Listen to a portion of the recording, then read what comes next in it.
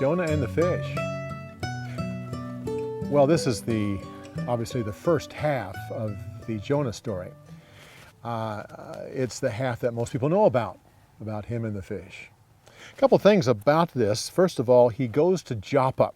Now you have to remember that Nineveh is to the northeast of him, and Joppa is to the southwest of him. It's actually down into Judah and on towards the coast. So he literally is going the exact opposite way.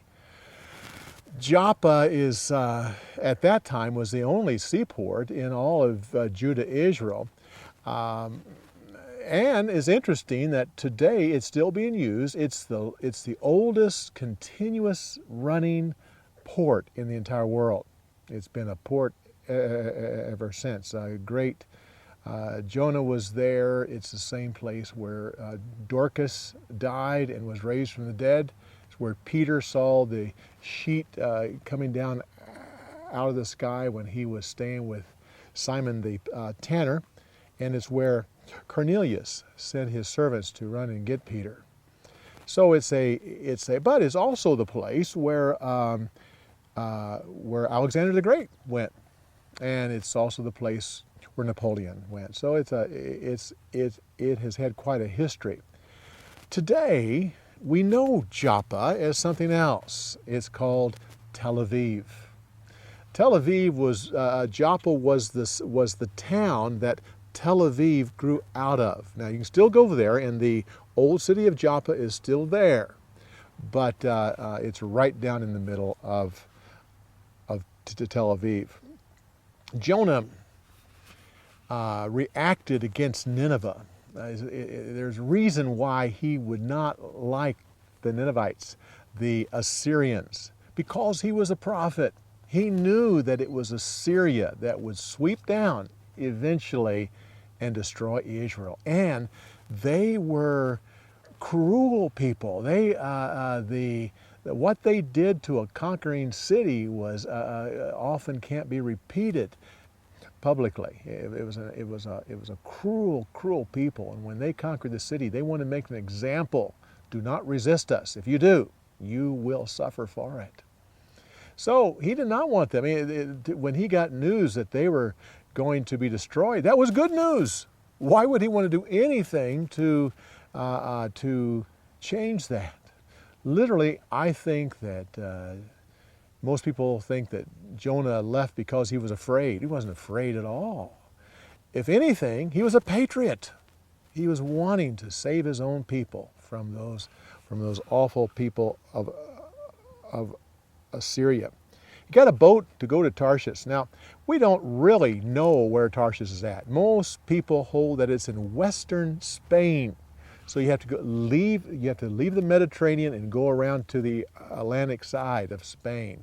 Most people hold it's there. It actually could be as far as on the island where England is at, the British Isles. We don't really know, but it's over there somewhere. It's at the end of the world, away from Nineveh. So he was definitely now the fish. There's a controversy whether that was a fish or a whale. Actually, there's no easy way to answer that, because the word that is used for fish there simply means a sea creature, and some type of creature that lives in the sea. So it could have been a fish, it could have been a mammal, like a whale, or it could be something that God just created. So we really don't know. We do know, though, that people have been swallowed by whales and large fish and live to tell about it. Although tell about it, they usually go crazy. But and it's in one whaling back in the whaling days. There was one sailor that fell overboard and actually was in a fish for 3 days. And they caught he was in a whale, and they caught the whale, they split him open, and there was the sailor.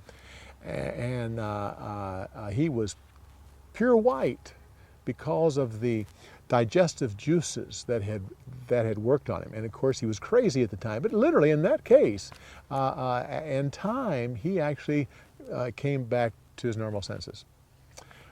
Well, the big issue here with a lot of scholars is they talk about whether Jonah was dead or alive during this time. There's a lot of good arguments for the fact that Jonah was dead and was raised from the dead at the end of 3 days. He thought he was dead. when you see his prayer, and read his prayer and what he said, he thought he was dead. Personally, I hold that he was not dead, that he was kept alive and came through it, but he went through a death experience. Well, come back next week when we finish the story, the second half. And in many cases, when a person hears the entire story told, the second half often becomes the favorite. So come back next week when you can hear the story, and then come and we'll give you some story insights on the story of the week. We'll see you next week.